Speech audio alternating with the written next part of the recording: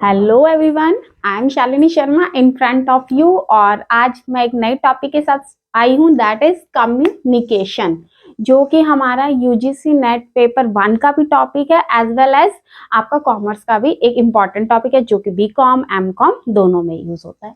तो let's start कि communication क्या है। तो उससे पहले हमें ये मालूम होना चाहिए कि कम्युनिकेशन ड्राइव कहाँ से हुआ था। तो कम्युनिकेशन एक लैटिन लैंग्वेज वर्ड कम्युनिकेयर और कम्युनिकेशो से हुआ है, और फ्रेंच लैंग्वेज या फ्रेंच वर्ड बोल दो आप कि कम्युनिकेशन से हुआ है। ठीक है, कम्युनिकेयर कम्युनिकेशो जो कि लैटिन लैंग्वेज है, और कम्युनिकेशन जो फ्रेंच वर्ड है। तो कई बार नेट में आ जाता है कि फ्रेंच वर्ड से कौन सा फ्रेंच वर्ड जिससे कम्युनिकेशन जनरेट हुआ है। तो आपको तीनों वर्ड दे दिए जाते हैं, कम्युनिकेयर कम्युनिकेशो और कम्युनिकेशन। तो अगर आपको नॉलेज है तभी आप सिलेक्ट कर पाओगे कि कम्युनिकेशन है। इन तीनों का मीनिंग क्या होता है? To share. तीनों का इन तीनों का मीनिंग क्या है? To share. कि कम्युनिकेशन का मतलब ही क्या होता है कि हम अपने आइडियाज जो हैं, अपने व्यूज, अपने सजेशंस, उनको एक दूसरे पर्सन के साथ या किसी भी नंबर ऑफ पर्सन जो हैं उनके साथ हम शेयर कर सकें। तो इसीलिए कम्युनिकेशन वर्ड का यूज हुआ।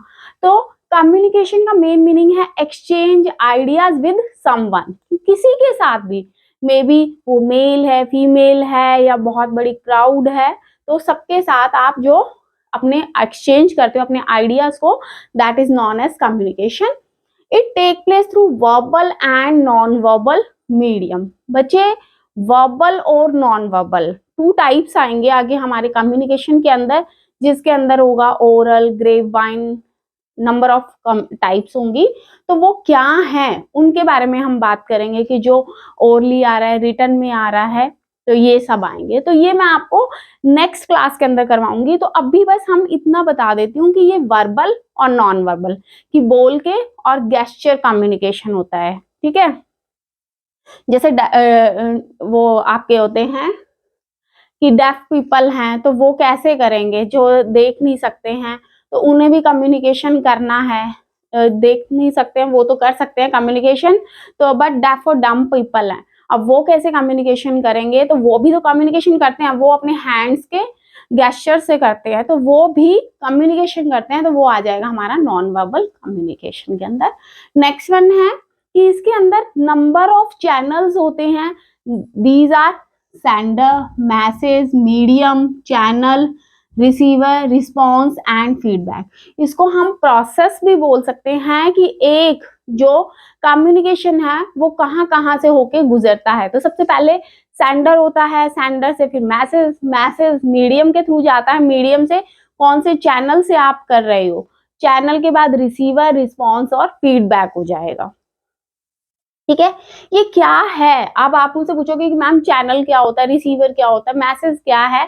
तो ये हम आगे की क्लास में करेंगे। अभी सिर्फ आपको मैं इतनी सी बात बता सकती हूँ कि जैसे चैनल बोल रहे हो तो चैनल में आप फोन से भी कर सकते हो।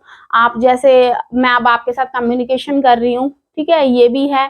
डायरेक्ट कम्युनिकेशन भी हो सकता है कि मैं आपसे डायरेक्टली फेस टू फेस बात करती हूँ, तो वो इस तरह से नंबर ऑफ चैनल्स आएंगे जो कि हम नेक्स्ट क्लासेस में स्टडी करेंगे।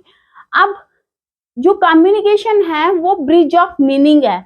अगर मेरे पास कोई चैनल ही ना होता, या मैं आपसे कम्युनिकेशन करूं कैसे, उसका एक जो पुल है वो क्या है? कम्युनिकेशन है। कि मेरे पास अपने जो आइडियाज हैं उनको एक्सप्रेस करने का एक वे जो है वो क्या है कि मैं अपना वर्बल कम्युनिकेशन आपको ओरली समझा सकती हूँ। तो वो क्या बन गया है कि किसी भी बात को, किसी भी मीनिंग को अगर समझाने का तरीका है तो वो एक कम्युनिकेशन ही है।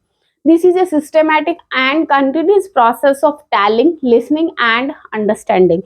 एक तो ये सिस्टमैटिक होता है, जैसे अब मान लीजिए मैं कम्युनिकेशन की बात कर रही हूँ, एकदम से मैं आपके साथ मार्केटिंग की बात स्टार्ट कर दूं, फिर एकदम से मैनेजमेंट की, अकाउंट्स की, तो वो सब क्या हो जाएगा? होच पोच हो जाएगा, कुछ भी आपको समझ नहीं आएगा। ठीक है, तो अब मैं अगर कम्युनिकेशन समझा रही हूँ तो मैं उसी के बारे में आपसे डीप स्टडी करवा रही हूँ आपको। अब नंबर ऑफ वीडियोस हैं वो कम्युनिकेशन के ही टॉपिक की आएगी, तो वो क्या बन जाता है? कंटिन्यूस प्रोसेस हो जाता है।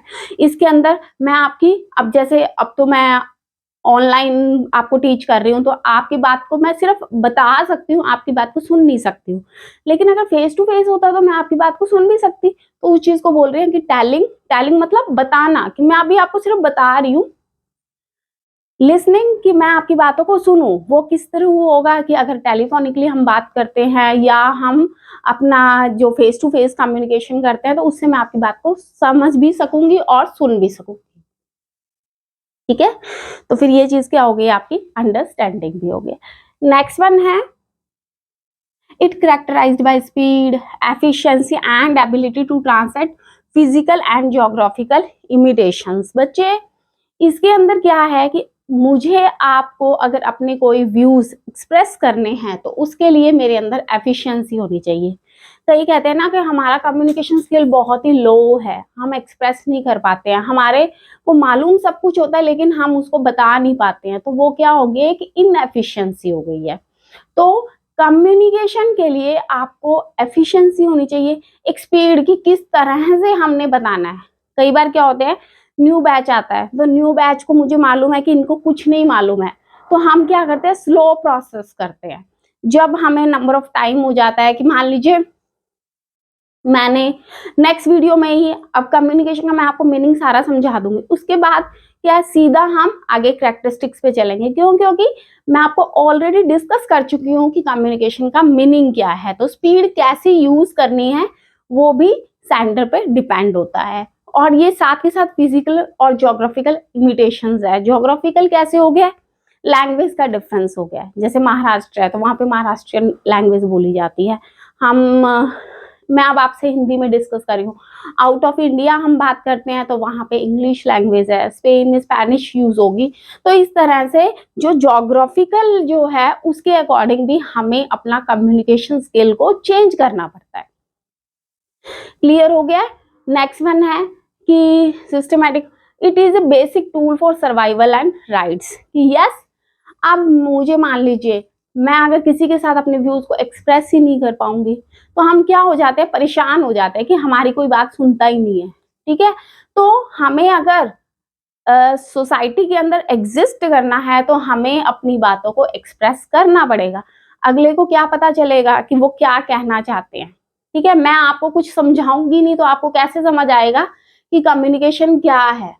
ठीक है, तो इसके लिए क्या है कि सरवाइव करने के लिए कि हमें अपने आइडियाज को, अपने जो एक्सप्रेस करना है वो हमें डिस्कस करना पड़ता है। चाहे आपकी फैमिली है, फ्रेंड्स हैं या जो भी आपके सोसाइटी के अंदर लोग हैं, उनको हमें बताना पड़ता है। उसी कम्युनिकेशन की हेल्प से ही हम एक सर्वाइवल का, ये हमारा एक बेसिक टूल बन गया है और ये हमारा राइट भी है। राइट्स है ना हमारे कि राइट टू स्पीक। ठीक है, तो हमें बोलने का भी अधिकार है। तो इसलिए हम ये कम्युनिकेशन के थ्रू हुआ है। ये जो राइट है आपका, राइट टू स्पीक जो है वो भी कम्युनिकेशन का ही राइट है। आई होप आपको कम्युनिकेशन के मीनिंग समझ आ गए होंगे। अब मैं मिलती हूँ आपसे नेक्स्ट क्लास में। आज सिर्फ एक बेसिक सा मुझे आपको कॉन्सेप्ट समझाना था कि कम्युनिकेशन क्या है। तो आई होप आपको पसंद आई होगी वीडियो। प्लीज अगर वीडियो अच्छी लगी है तो अपने फ्रेंड्स के साथ शेयर कीजिए, चैनल को सब्सक्राइब कीजिए, लाइक कीजिए और कमेंट कीजिए। Thank you so much, have a nice day, God bless you.